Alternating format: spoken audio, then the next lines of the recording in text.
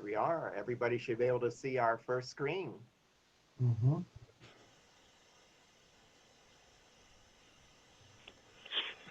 I got a telephone. That's what I thought. Yes, please. You know what? While we're on this screen, I just You may be doing that. what was that? I didn't. I said while we're on you this- on. Can you hear me? I can hear you fine. Okay. I just want to thank everybody for joining us this evening. Most of you have been greeters and ushers for a long time, and you're familiar with what to do, but given the COVID-19 pandemic, everything is changing, so that's why we're doing this slide show and going over the new duties, revised duties. So hopefully you'll be able to pick up some new things, and it is going to be different because the rules have changed. So, all right, Sheldon, whenever you're ready, sir.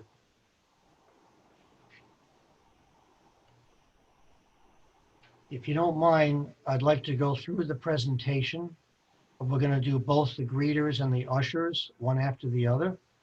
And if you wouldn't mind just holding questions for the end, but please take a note or put something down at any time, and we'll get to it when the presentation is finished.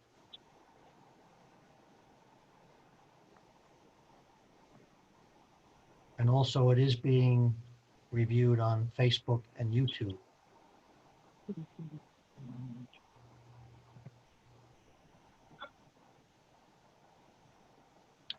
In accordance with information received from the Center for Disease Control and other federal, state, and local authorities, our compliance with these guidelines will help all of us and visitors to Grace to worship safely.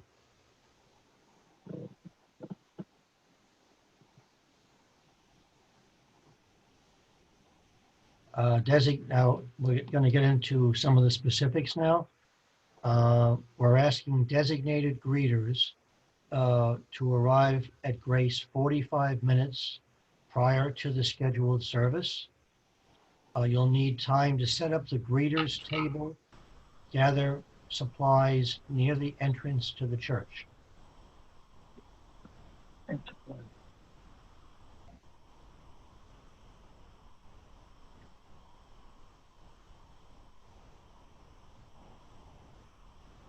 entrance of the church.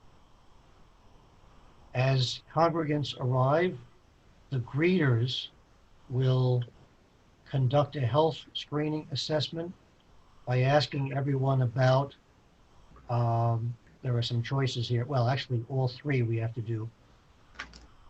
If they've had any COVID-19 symptoms in the past 14 days, a positive COVID-19 test in the past 14 days, or close contact with a confirmed or suspected COVID-19 case in the past 14 days.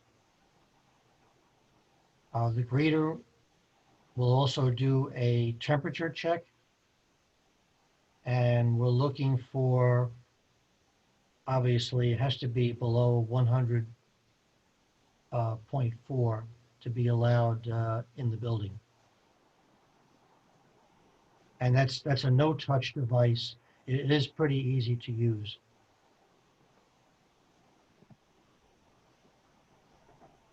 And over here on the left is the contract tracing log that we're going to use. Everyone that comes into Grace, including the ushers, leader, pastor, everybody has to have their names on the contract tracing log for the COVID-19. And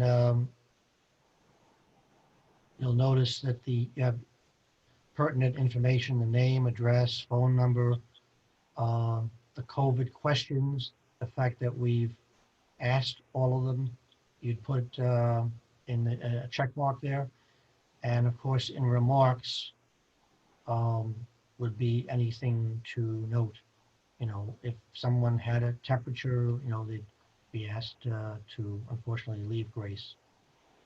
And I'm reading further down, an attendance log will be maintained with the names of all those attending and their responses to health screening questions.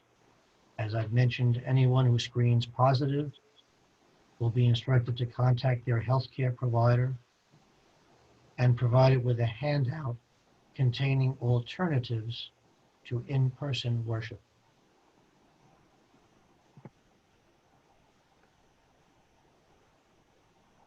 Face masks will be required to be worn by anyone attending church. If someone doesn't arrive with one, a mask will be provided to them by the greeter.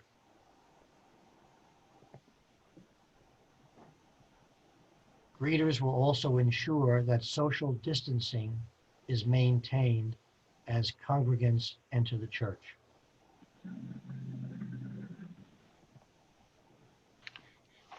Everyone will be required to keep everything they bring to grace with them.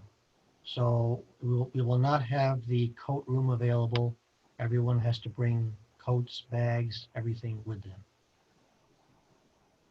to their seat. Now we're going to move on to ushers. We'd like the ushers to arrive at grace 45 minutes to the scheduled, before scheduled service. They'll be asked to assist in opening the church, ensure that the restrooms are clean and supplied, and hand sanitizer is available at designated locations within the church. Maintain that the doors to the sanctuary, narthex, and outside remain propped open before, during, and after worship.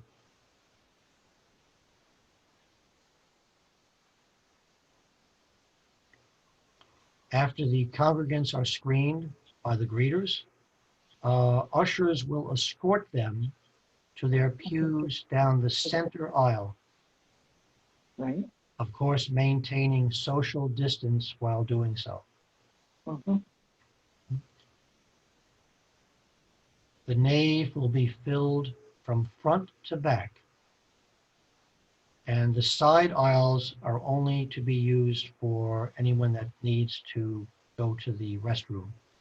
So you can see the picture over here on the left, and you'll notice that you might say, hey, what's changed? Well, church looks very much still like church, but there's tape there, so obviously you don't sit on the tape. Some rows are closed off, and seating is available there. You can see on the sections that are not marked off with the tape. Most of the time, there's a row that's skipped, in between rows to maintain the 6-foot distance.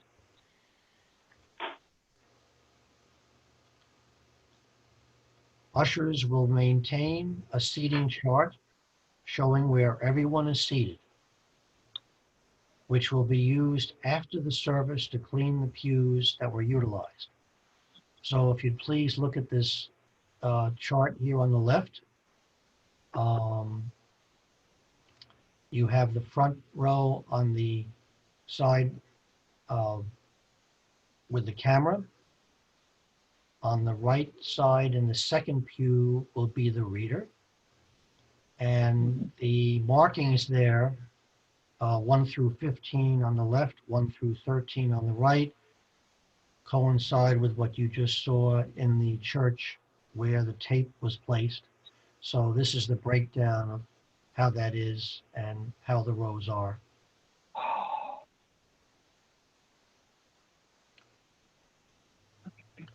Ushers will also advise congregants that offerings will be collected by using a plate that's set up in the nave rather than collected by the ushers. So that will be available in the back, the last pew. Now, next thing, the pastor will deliver communion to each pew. So this will eliminate the need for congregants to leave their seats. And that's something very, very new. I think what we speak of this passage is table one, at row one is being used. Anyone who needs to use the restroom will leave and return to their pew by the side aisles. So it's down the center when people come in and the side aisles for the restroom. Mm-hmm. Ushers will ensure that the restrooms are clean after each use by spraying and or wiping down faucets, light switches, door handles, and other surfaces as needed. Remember, we have 2 ushers, so we can work it together as to who's doing what. At the conclusion of the service, ushers will, number 1, ensure that congregants and visitors maintain social distancing and depart from back to front down the center aisle, as opposed to when people came in, it was front to back. Pretty much makes sense.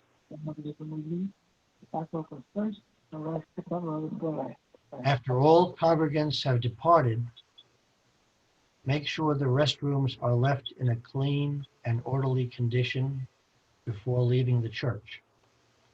Spray and wipe down the pews and areas where people gathered.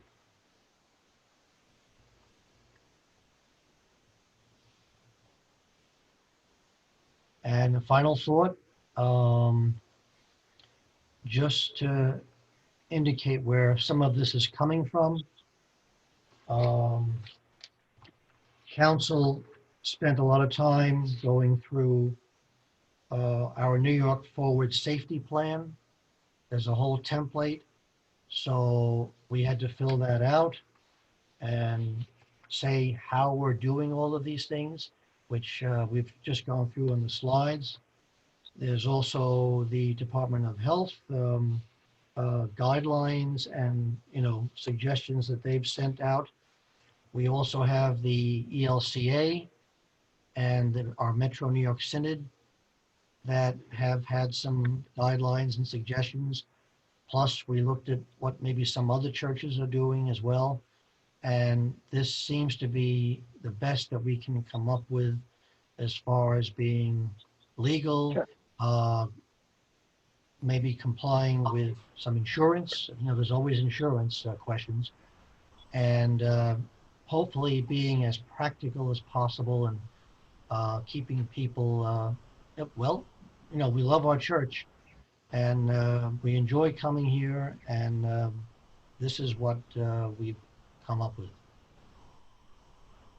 Now that I've said enough, are there, let's see. Oh, we have a little more. Yes, senior greeters and ushers. This is very important, actually. Senior greeters and ushers will also be available to answer any questions on these new practices. So, if you recall, I sent everybody a worship gathering leaders schedule. That pastor is still using as far as the leader and the reader, and all of that is still in effect. And the greeters and ushers are on there with certain dates that are listed, and that is still active as of now. But keep in mind, you're welcome to ask the 4 folks, which would be Bob Castione, Dave Braun, Sheldon Warfield, and even me. We're ready, willing, and able to assist anybody. And I know when we first start, there'll be some things where we just have to get used to it, but I think we'll be fine. Now, please, I know I've said enough here. Are there any questions on any of the items? Bob, this is Dottie. Yes, I've got a question. Yes, Dottie. On the greeters, the second thing you said as one of our responsibilities would be to ask each congregant a health question. What Yes. do we do if they say, yes, their father-in-law, who they had just seen, has just tested positive? How do we handle things that make us feel that person should not be in church? Well, if they admit that, I mean, I think that's something that according to Britain, oh, somebody's saying something, that they would not be allowed to stay at grace. In other words, if they answer yes to any of those questions, I think we would give them the handout for alternatives to in-person worship. You know, because that's not really what we want to have at grace. I mean, especially if they say that yes to anything. Right. Well, hopefully they'll have enough sense to have decided not to attend. That's true, but Questions are going to be answered by yes. we never know about people. I mean, you know, but you're We right. don't. That would make, yeah, hopefully they would not come if that were the case, but that's a very good question. You know, the other thing, Bob, to be Yes, mindful of is, given social distancing, Mhm. how do you, even taking temperatures, how do you ask people potentially sensitive health questions? Someone whose father-in-law or immediate family member may have been exposed or may have COVID. As silly as it may be for someone to think, I can put on my mask and come to church and mingle with people, Mhm. there are people who more likely would be, I'll answer the question, but I don't want to answer this question when there are other people around and in effect broadcast my personal health issues.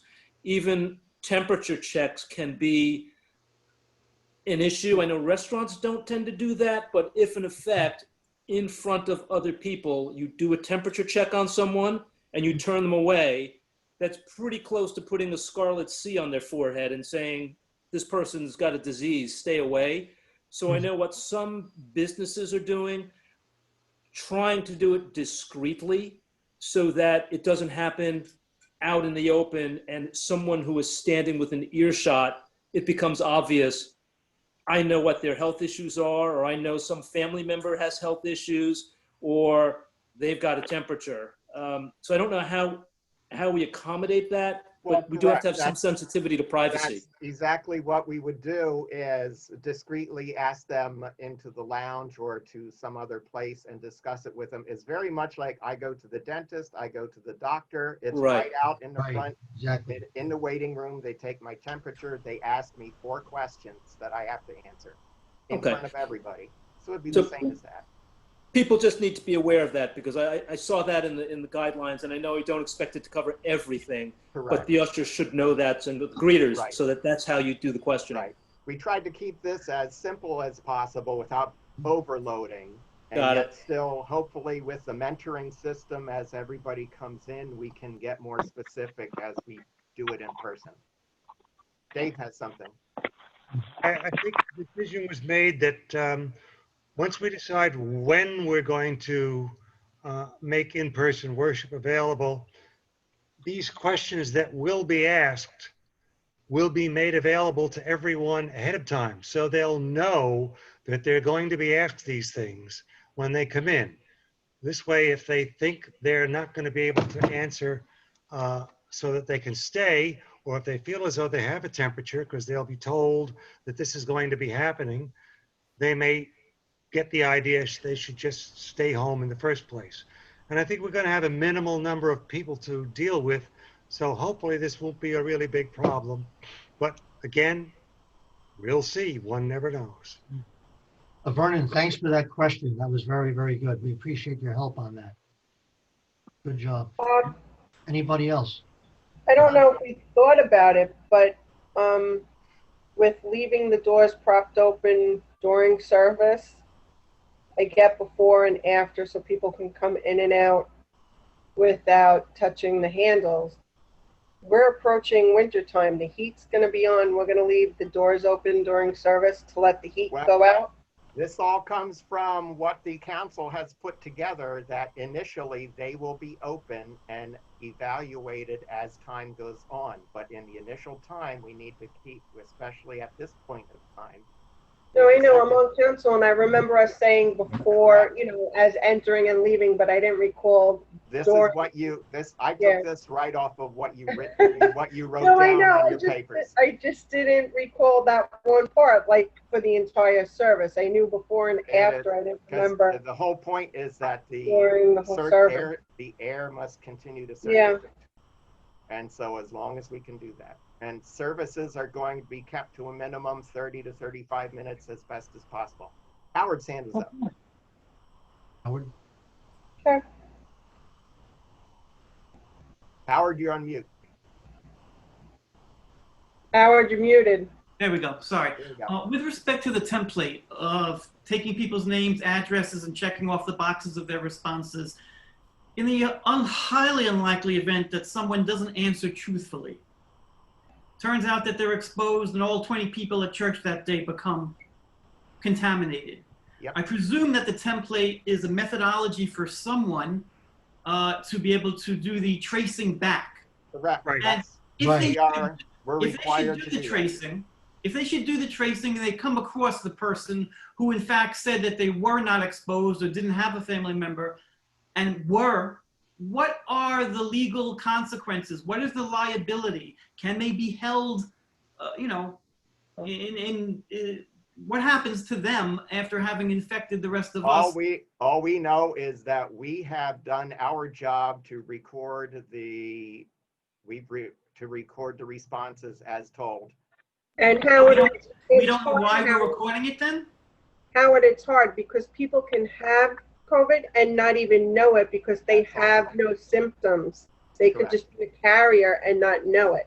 I see So what you you're saying. can't, you know, No, I somebody get it. can honestly say, I have no fever, nobody in my family is sick, but meanwhile, they're carrying it and don't even know it. And the whole Right. point of the log is to trace if somebody does come down with it, that here are the people, they were here that day. We really are supposed to keep this log every time someone is in the building. If Lynn and Carol come in to count money, they need to fill out that log. If, Bob and Dave are there right now, they should be filling out a log saying they're here that day, just so that we have proper tracing. Got it. Okay, Howard, good question. Anybody else? I commend the council for their work. It Yes. seems very well done and very well thought out. And I commend all the effort and energy and time spent to get this together. Well done, guys. Well done. Yeah, very well done. Thank you. Yes, Thanks. yes, thank you very much. I have to say, I second. actually, it really has been a team effort because, the support action committee has been doing something. Everybody on council, whether it's ordering supplies, making phone calls, filling out forms for New York State, insurance, whatever, it has been, a lot to do, and we appreciate everybody's, Input. input. Right, thank you. And bearing with us a little bit on this. Yeah, things are going to be a little different, maybe somewhat even inconvenient, someone might say, but you know what? We're going to make it work. And thanks a lot for. My whole feeling is it's better to be safe than sorry. That's Right. true. Good. For anything. And we'll get through this. Yeah, we have to We remember will. it's not going to be forever. No, I hope feels- so. It feels like forever, yes, but Yeah, Ed said right after the election. no. You'll laugh. We won't go there. Now you can watch the debate tonight and see. Yeah, that's right. That's debatable. Yeah.